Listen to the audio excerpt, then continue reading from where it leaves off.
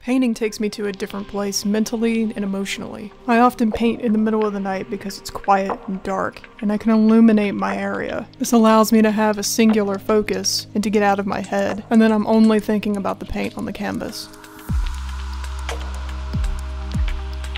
When I prepare to paint, I know that all stimuli impacts the outcome of that painting, so I'm purposeful about what I see and hear.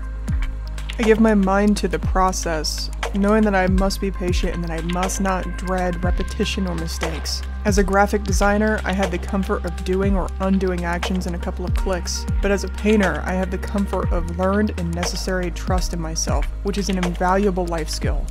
Whether I'm painting something large and complex or painting something small and silly, there's a sense of accomplishment that's incredibly rewarding.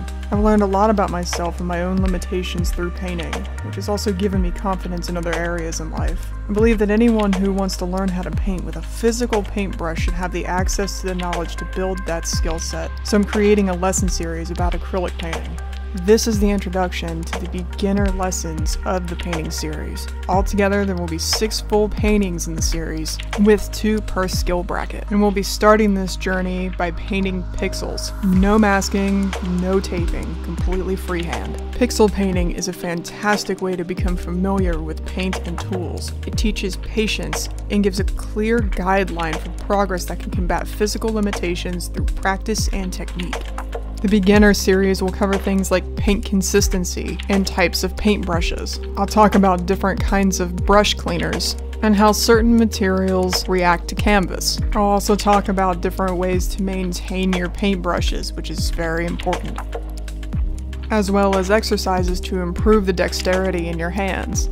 Learning different techniques for painting very straight lines, and learning how to correct lines that aren't so straight. Each painting will be shown from start to finish, and digital guidelines for each painting will be provided.